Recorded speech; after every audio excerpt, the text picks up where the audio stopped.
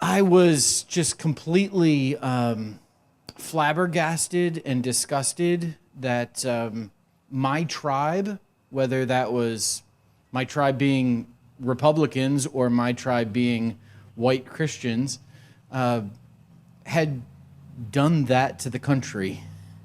And I really struggled with, like, what happened here? You know, this isn't the Republican Party that I grew up in, or at least I didn't think it was.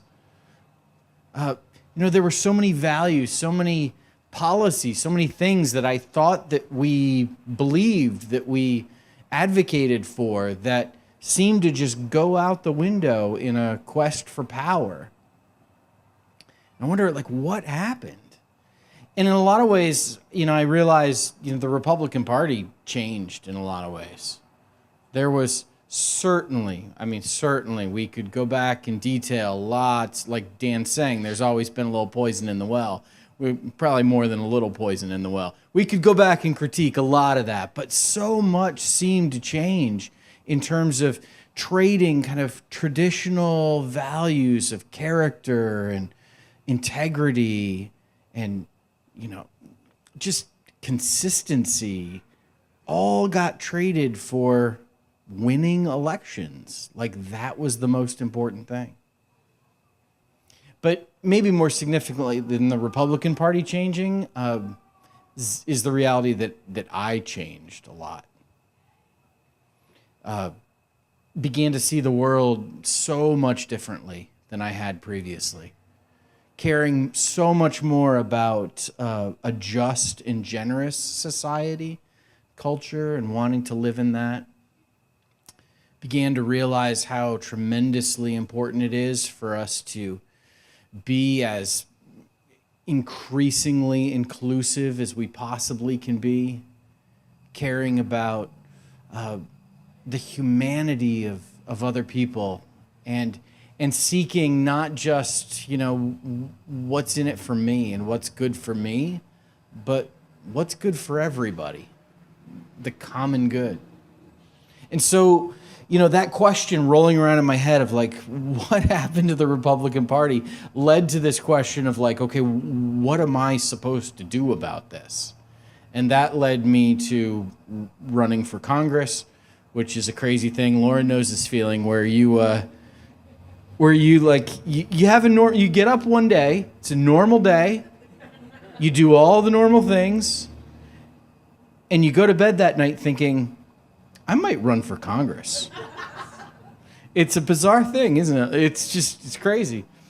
But that led to me, like, doing that thing, and doing that thing led to me being involved with Vote Common Good, which led to me being a Republican who now travels the country campaigning for Democrats, because that's what Donald Trump has done to us. This is like it when you, like Vanessa said, you accumulate these things, they begin to add up and they lead to something. And so I want to encourage you that, you might be asking this question of, like, what can I do? I'm at the point now where when people ask me, like, hey, like, what are you up to? Vanessa says to me, like, what'd you do today? Or my kids call and say, what are you doing? Or my friend Scott, who I see, he says, what have you been up to lately? And I have one answer now. And some of you have heard me say this. I have one answer. I just say, just trying to save democracy. That's all. That's it. It's just the little things like that. And it feels so big, right? It feels like that crushing huge thing of, like, we're literally trying to save democracy here. We're literally trying to save the country. We're literally trying to save our state. We're literally trying to save our county. We're literally trying to save the planet. And it feels so big, and it feels like, man, what can I even do? And the reality is that there's so much you can do. Every little thing you do can make such a big difference. Whether it's donating to a campaign, knocking on some doors, sending some texts, making some phone calls, talking to a friend, whatever it is, it can make a big difference. See, I come from this tradition as a pastor where, I try to make sense of my life from biblical narratives. I've got like this whole thread of stories about little things that make big differences. Like 5 little stones that drop a giant, some loaves and fish that feed a multitude. Little things that make this big difference. So whatever little thing that you are feeling like, okay, this doesn't feel like much, but I'm going to do it. I'm going to try it. I'm going to do that thing. Whatever that thing is for you to do it. Do it. You've got to do the thing that you can do, whatever it might be. Now, I'm really excited tonight because one of the things I get to do as a political director of Vote Common Good is I get to meet candidates all over the country, and I get to talk to them. And I so often when I meet some candidates, Doug and I will have them on our podcast, or I'll interview them or talk with them, and so often just be like, man, I am so encouraged and amazed by the quality of people running for office around the country. Like, I really want this person to get elected. And it's so different because you've probably had those elections where you feel like I'm voting for the lesser of two evils, right? Like you got to kind of hold your nose and cast your ballot. This year here in Arkansas, we don't have to vote for the lesser of two evils because we have got amazing people running for office up and down the ballot. And I've got the privilege to call a bunch of them friends, which is really cool. And you're going to get a chance to, hear from some of them. Josh, you want to come up and... I didn't prep Josh that we were going to do this, but come on up here, Josh. I want to ask you a little bit. Tell us who you are. Tell us what you're running for. I'm Josh Moody, and I'm running for Washington County Judge. Okay. Washington County Judge does not mean black robe and a gavel. Black robe. What is because, you and I have sat on my porch and you've explained this to me. This is what the Washington County Judge does. What does the Washington County Judge do? He or she is the chief executive of county government. Just think mayor of the county. That's the easiest way to think about it. And so mayor, what's involved with that? Well, budgets and roads and... Yes. Historically, when people thought of county judge, they thought of county roads and county jails. And there's a lot of other departments within the county government that I would oversee, but those are the two big ones that I would have an influence on. And you work very closely with the justices of peace, the JPs. That's correct. So the justices of the peace, just like the judge is not a judicial position, neither is the JP. That's actually the legislative. I'm the executive branch. The JPs with the quorum court are the legislative branch. Neither of them are judicial. And so, yes, I would work with 15 JPs in the quorum court to pass policy, pass ordinances, and that kind of thing. Lisa, when you get elected to the Senate, is there any way you could sponsor a bill just to change the names of these positions, so it's less confusing? I promise I will lobby for that. Oh my goodness. Okay, so mayor of the county. What's the big issue in Washington County? What do we need? Right now, Washington County is looking at a $113.5 million jail expansion, a new sales tax to you to triple our incarceration rate, which is already higher than the national average. It is not a good use of our resources. It is not a good policy for our families. Fantastic. I can keep going. Fantastic. Josh, how, if people are interested, what can they do? How can they find you? How can they get involved? What can they do? I'm at changethemood.us.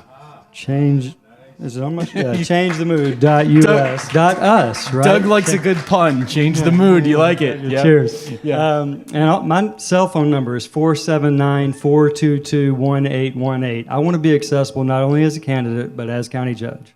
Awesome. Thank you, Josh. So great. Appreciate it. Oh, man. See, right?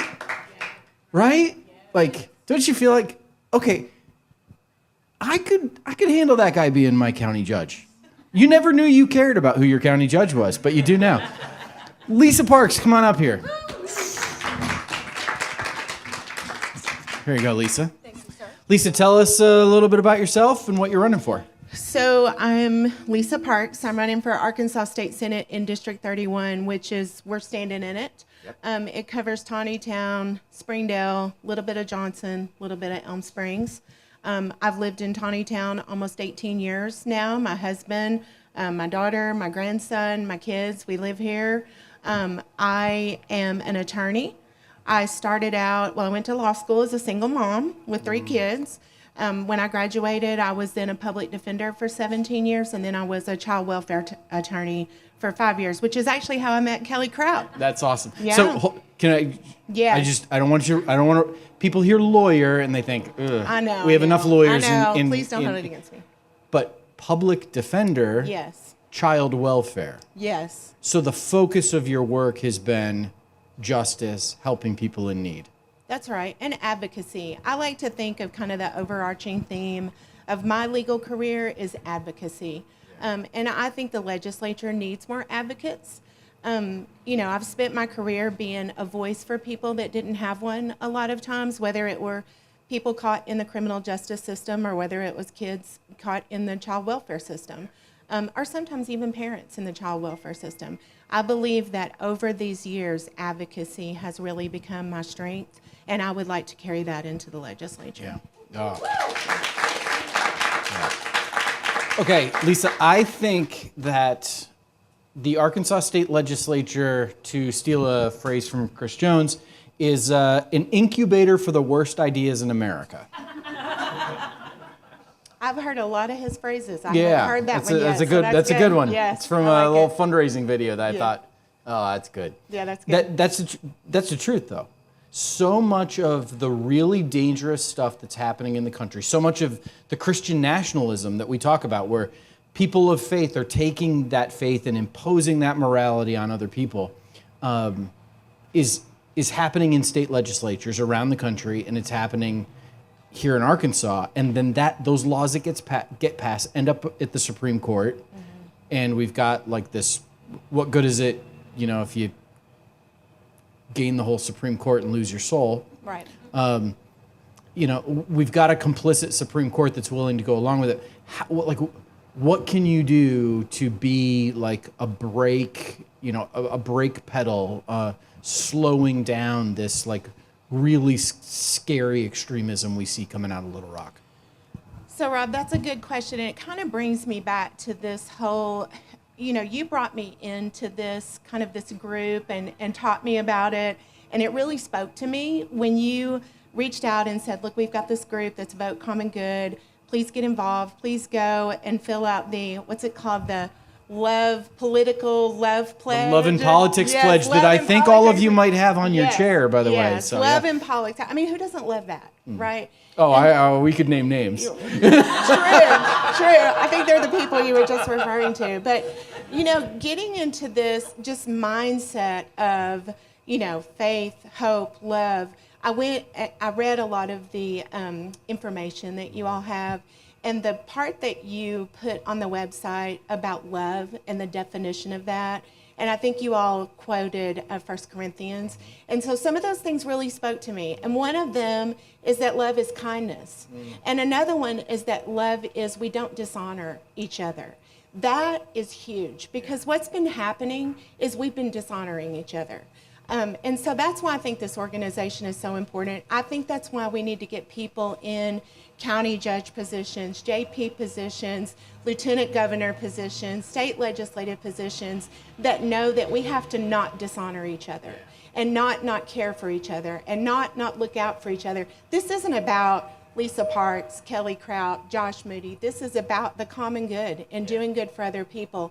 And so I think just the overall theme is that we've got to make our decision and advance policies based on that just inner workings of who we are, is that we've got to be kind to each other. Yeah. Lisa, I so want you to be my state senator. Okay, how people want to help out, they want to do something, they want to get involved, how can they do that? They can go to lisaforarkansas.com. There's a donate link, there's a volunteer link. We would love to have people help us canvass. We're out every weekend knocking on doors, talking to people on their porches. That's what we've got to do. We've got to talk to people on their porches. when we're real human beings interacting with other human beings, they hear us. They hear what we're saying. And I think that that's the way we're going to win these elections. And so we just need help.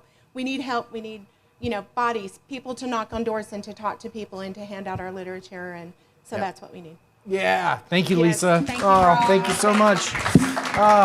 Lauren Mallet-Hayes, come on up. There you go.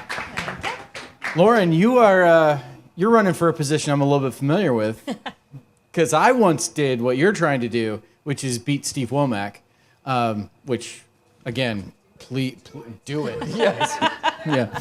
Lauren, tell us a little bit about yourself and what you're running for. My name is Lauren Mallet-Hayes. I'm running for the 3rd Congressional District here in Northwest Arkansas in the River Valley, so that encompasses Washington County, Benton County, Crawford, Madison, Carroll, and half of Sebastian County.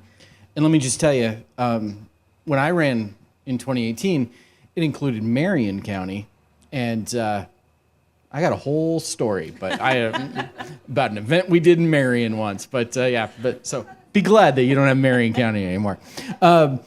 So tell us about like U.S. Congress, Washington D.C., Capitol building. Like how is that? Like how?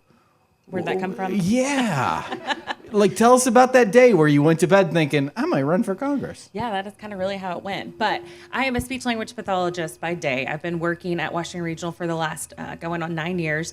And I spend my days helping people following brain injury, stroke, after they've been on the ventilator for a long time, learning how to recommunicate and learn how to eat again.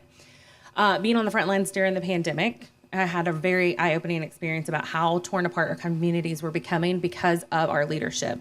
And so when I looked into the leadership here in Northwest Arkansas, I saw not the characteristics that I would look for when I was learning how to be a leader from my parents and through my different opportunities growing up. On January 7th, you're going to hear a lot of people say January 6th, that was their day. Well, mine was January 7th because I went to bed on January 6th thinking that I was going to wake up and our leadership was going to denounce kind of everything that happened on the 6th. And when they didn't, that was kind of my turning point. I was laying in bed that night and I was like, I've always been taught as a leader, do the right thing, even when nobody else is, even when it's hard. And I wasn't seeing that from our leaders. Yeah. Wow. So great. And sometimes I'd write campaign stuff in my head while people are talking. Speech pathologist, you help people find their voice. Right. You want to be their voice in Washington, D.C. I mean, like that. Put that on a website or something. That's like that. It's okay, there. that's good. That's good. Front and center. I wasn't the first one to think of that, apparently. Still really good. Yeah, thank you, Kelly. Appreciate that. Getting sympathy approvals from Kelly. Okay, so how do you beat Steve Womack? Well, How do you do what I was unable to do? That's basically that's the question I'm asking. Well, a lot of things have happened in 4 years. I think a lot of people are very concerned about the trajectory of politics and the way that their leaders are behaving. And it all stems back to getting back to the basics. People want their basic needs met, and we have to have those communication conversations with them about how we do that from not only the federal level, state level, and the county level. But the biggest thing I'm hearing from people in relation to their conversations with Steve is that he's not very open. And so I always want to be an open door. I want to have those conversations, and I think that that's how we beat him. Absolutely. That's great. Lauren, how can people find you? How can they get involved? What can they do? My website is laurenforarkansas.com. All of my social media is Lauren for Arkansas, and you can also email me at lauren@laurenforarkansas. Awesome. Thank you, Lauren, so much. Oh. We did an event in Little Rock yesterday, and we were driving back here in Northwest Arkansas after that, and we're talking just about how great of a candidate Chris Jones is, and how much we love him as a team. And I said to the folks on the team, I said, "Oh, you think Chris is good? Wait till you meet Kelly." And and I said, it's going to make you want to move to Arkansas just so you can vote for Chris and Kelly, because it's that good here. Kelly Kraut is running for lieutenant governor. Seriously, I've never really cared, who our lieutenant governor was going to be before until you, Kelly. You're running. Tell us about yourself. Give you a little spiel. I'm going to get out of the way and give you the... You can do whatever. Give you the stage. Okay. Go. Wow. Well, that's really fancy. Thanks. Okay. Well, I'm Kelly Kraut. That is Very, very kind. I am a mom. I'm a former foster parent. I'm a licensed social worker, and I'm your candidate for lieutenant governor here in Arkansas. Thank you. My husband and I live in Lowell with our 7 sons, and I know that 7 is like so many, but the perfect number. Here we're in this space here now. No, it's a fun time. They've really taught me how to be super, super efficient, and that is something that I feel like our government is really lacking. Part of the reason we have that many children is we were foster parents for a long time, and we had a lot of children come in and out of our home. The goal of foster care is to reunite them with their families, and most of the kids got to do that. Lisa, I can't believe we don't talk more on the campaign trail about how we met, because Lisa was one of the attorneys involved in at least one of our adoptions, maybe 2. So we adopted 3 boys out of the foster care system, and it was such an educational experience. I went into it with a lot of stereotypes and things that I thought were going to be true about parents, about children, about the system in general, and pretty much everything was turned around on its head. We found so many parents that love their children and were just being held back by really complicated systems, who had maybe gotten in a little bit of trouble, and then it's so hard to get out. I don't know if y'all are super familiar with our criminal justice system. It's not ideal. It is really hard to get back on your feet after you've had a little bit of a problem. And so we just saw over and over families that could have benefited from services on the front side, who could have done well if they had had the resources to be able to do so. We are constantly in a foster care crisis here in Arkansas. We have around 5,000 kids in foster care at any given point in around 1,200 to 1,500 homes. It's not enough. But people aren't really talking about it. And that's a big part of why I want to run for lieutenant governor. Lieutenant governor presides over the Senate, let's be super clear, and can break a tie. If we were to have a tie, we don't see a lot of ties in Arkansas, or become the governor if the governor were to resign or die. But a lot of what the lieutenant governor has the power to do is be an advocate across the state. I joke a lot that it has first lady vibes. You can kind of pick a cause and sort of run with it. And I care deeply about the foster care system, about families in Arkansas who are struggling between that and the criminal justice system. And I think that we could do a lot of good here. And so I am just out to kind of shout from the rooftops that we can do better by these families. We need to do better by these families. And we need to be looking at policy that benefits the majority of Arkansans instead of our very most elite Arkansans, who are going to be okay one way or the other. Like, they're fine. We can stop messing with their stuff. Okay. So that's a big part of why I'm running. It's also, like Lisa said, kind of in an advocacy position. And I'm trying to show my boys, like, hey, if you see a problem, you can step up and be a part of the solution right now. I resonate with so much of what's been said here tonight. Now, I didn't grow up super conservative. That was my teenage rebellious phase. I became a super evangelical. I'm sure it was really difficult for my parents to watch, but they were very patient. But they taught us to think for ourselves, and they were like, we're going to let her figure this out. We're going to let her figure it out.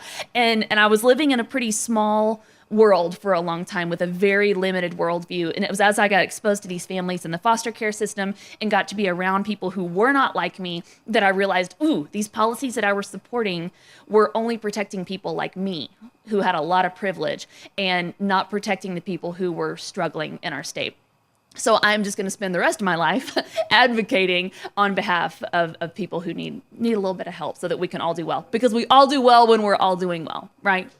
All right. Yes, sir. You run a campaign that's really positive. I try. Can you just talk about that, why you do, and, Yes. and how that goes for you? Thank you. Thank you for noticing that. I try really hard. Part of the reason I was not involved in politics for a long time is because I am a positive person. I'm a kind and nice person who enjoys joy in general. And politics did not really exude joy, you know. There was a lot of divisiveness and ugliness. And honestly, it was very inaccessible. I didn't feel like I could understand enough of what was going on. It was too much happening. And if I can't know everything, I don't really want to know anything. I'm kind of a go big or go home kind of person, as you may have noticed by counting my children. But I don't like that style of politics. And I also, this is kind of an aside, but, you know, a lot of my experiences in the parenting world, especially parenting kids from trauma, and what I learned that was the most fascinating is that kids learn better through play. So you can teach a child something while you're having a good time, and they're going to learn it really quickly. But if you're just like harping on them and giving speech after speech, it's going to take you 30, 40 times before that message sinks in. It is the same for adults. If you're having a good time, if you're enjoying it, if you can use something creative or some art, you can teach somebody something way better than you could just by spitting words at them. And so I kind of use that, and I campaign in kind of a unique way where I'm just trying to help people get involved, have it be accessible, digestible, educational, so that you feel like you've got the tools to be able to participate at a level that makes sense for you. And it doesn't have to suck. Like, not everything has to be terrible and doom and gloom all of the time. There's some really fun parts. And so I do goofy stuff. Like, I write songs and I do little challenges and do goofy stuff with my kids, and people are learning stuff and they're getting involved because no one's ever really done it quite like this. And I'm a big believer you don't have to do things the same way just because it's how it's always been done. So I appreciate you noticing the difference. I'm glad that is sticking. Thanks. Well, thank you all. Thank you. And Kelly, great point. Everything I know about politics, I learned from Schoolhouse Rock. So I don't know if you feel the same way. Hold on that one for a minute. Hey, we're super glad that you came out tonight, and we'll sit in this little dark pavilion with us. We know that there's 3 realities that are in place anytime someone makes a change, a life change. You might not know this, but who you vote for is more of a habitual pattern in your life than just a choice. A lot of people vote as one of those kind of habits that they do. Whenever you're going to break a habit, 3 realities have to be in place. One of those is you need to have an experience that's new. Maybe you learned something, maybe you met someone. We know that candidates are one of those new experiences that people have. We like to refer to them as exceptional candidates. You've met 4 of them tonight.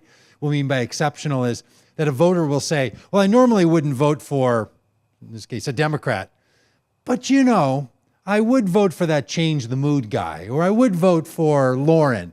They become the one that's the exception. Or they learn something, some information, some data. People's minds start to change. But that's only one of the 3 components that has to be in place. And frankly, a lot of us think we can just inform people into a change, right? We think if I write it just right or say it just right or don't say that thing, somebody will change. Well, what we learn and what we experience is important. But the second component is, and this is where you all really come in, people need an invitation to act on that new experience. They need someone to say, come with me, do it with me. We call it around our little shop here as the gift of going first. Would you be someone who would bring it up first? Would you be someone to say to someone else, will you come with me? Think of people you know who've gone through significant change in their life. We too are a family that's adopted out of the foster care system in the diocese because we knew people, our next door neighbors were foster care workers, and they led the way and they said, you could do this too, right? And so it's the kind of thing that makes you change your own life because someone invites you to do it. I would encourage all of you to be those people to invite others to change. You may think I've said enough on my social media, or I've said enough at the family meeting, or I've said enough to the people at work, but maybe not enough quite yet. Maybe just one more. And sometimes an invitation, just simply to say, you can join me anytime, goes a long way. So people have to change their thinking, change their experience, but they also need an invitation. That's the first 2. The third is they need a community of participation that they can be involved with. That's really important. If you've changed your political stripe, it's really hard to walk into a room of people that used to be the people that you didn't feel comfortable with. And sometimes, frankly, you tell people like, hey, I voted for Republicans for a long time, or Democrats feel this way if they switch from being a Democrat to voting for somebody else. Hey, I used to vote for the other people. You get a really cold shoulder. Be welcoming to people who've made a change. Create a community of participation. One of the things we do at Vote Common Good is we try to create a community of participation for people who want to care about this stuff. So we want you to see our work that we're doing as something that can aid all of these campaigns, and also something you might want to share with other people to say, look, there's other people who are doing it. We care a lot about faith voters, especially white evangelicals and white Catholic faith voters. We care about everybody. But if you know people, particularly in that world, we have material for you to share with them to say, here's a different way to think about it. Take that Love and Politics pledge. You can grab one from back at the table over there and say, here's another way to think about politics, where there's a commitment to faith, hope, and love, not as a religious way, but as a way of humanity. Or you say to people, hey, come and join in this effort, or watch this video, or be part of this thing. We have some paper on your seats there. One of them is a training for churches, leaders, individuals on what Christian nationalism is, how it operates, and what they can do about it. Like, a lot of people are saying to themselves, I don't like Christian nationalism. don't really know what it is, but I really don't like it, right? There's sort of wherever it's like something you hear from the CDC. I don't want to get monkeypox, but I don't really know what it is, but I really don't want to get it. We want to help you understand what it is. So there's a free curriculum, downloadable videos, some great experts, discussion guides, all that kind of stuff that we'd like you to share with them, or anything else we have. We know that small little groups of people like this start to spread the word to others. And some elections are won by 1%, 2%. Some elections are won by 100 people, or 37 people, or 32 people. You just don't know. And these elections and the elections that are going to follow start to change by just individuals making individual choices. So we want to be here to help you do all that stuff. We like to say we'd like to take you with us. If you want to come with us, we're kind of serious about this. I mean, Dan, we really did find him on the internet 2 years ago, and he wrote that song. We saw it on YouTube, called him up, and he's stuck out here with all of us. So we do want to take you with us. We're going down to Dallas, Texas on Monday. We're going to be in Dallas doing a rally in a church parking lot for a person running for governor there named Beto O'Rourke, and for a bunch of people doing other events. Because we need to change our governors and we need to change the Senate there. So we got work to do, and then we're going to go down to Austin, and then we're going to come back up to Dallas, and then we're going to Kansas, and then we're going up to Milwaukee, and then to Pennsylvania and Michigan. You might know people in those places. Tell them about us, would you? Tell them about the candidates. We're going to be tooling around doing these events. People need a little bit of good news, and sometimes they need a little bit of common good news, and every once in a while they need a little bit of vote common good news. So be willing to share that with them, if you will. Share a little bit of word and tell them that they could come and join us if they want, or if you want to. And then if this is the kind of thing you're into and you've already maxed out your donations to all of the campaigns here, and you're like, but I still have money that I want to spend on really good things, well, we'd love for you to chip in on we like to say we'd like you in the tank with us.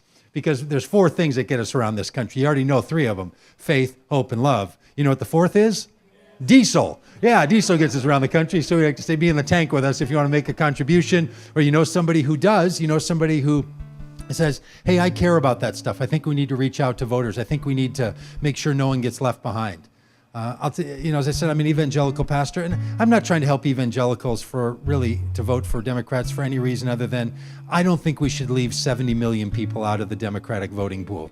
It just doesn't make sense to me. I just think we need to go ask everybody we can to have a change of heart and to make a change. And you might know some people that are really into that kind of work too, and we'd love to have them know about what we're doing. But most importantly for you here, you've got, 42 days? I've lost track today. 41, 42 days. Put up a yard sign. Take yard signs with us. I'll tell you, you put up a Kelly Crowder, you put up a Lisa Parks, you put up a Lauren sign, you put do you have signs too? You put up a Change the Mood sign, and you put it up with a faith, hope, and love sign, and that starts to confuse a lot of your Christian friends. They're like, I don't know what's going on anymore. We love that. That little flip, it's really great. Maybe you want the one that says faith, not fear, hope, not hate, love, not lies. Or you want the one that says faith, not fear, hope, not hate, love for all. Some people like the love for all. Some people like the love, not lies. You have your choice. I'd love to send you home with one of those or with any of the other stuff we have to sort of help you do this. But most of all, I want to send you home with our thanks. Thanks for supporting these candidates. Thanks for doing all you can as Brandon started out our night. Thanks for saying, hey, America. We can see a change. So Dan's going to sing us out of here, and then we'll let you mill around, and we'd love to say hello to you, and thank you all for being here tonight. There's a world at war, caught in suffering, silent casualties. Oh God, grant us peace. In these sleepless nights, I can hardly breathe. Despite brutality, I know that we'll be free. I know that we'll be free. So let the light in, keep it shining. Let it break into the darkness. All that love dares us to see, we'll all be free. Yeah. Let the light in, keep it shining. Let it break into the darkness. All that love dares us to see, we'll all be free. Yes, we'll all be free. Now this next part, usually have a giant choir that sings it with me. But I left my choir at home, and so I might need a little help. It just echoes. I'm going to say free, you're going to say free, free, free. And then we say, we'll all be free together. So it goes, we'll be free, free, free, free. We'll all be free. We'll be free, free, free.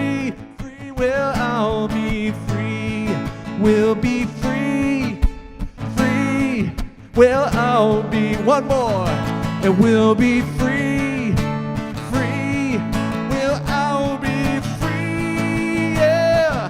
Let the light in, keep it shining. Let it break into the darkness. All they loved is us to see.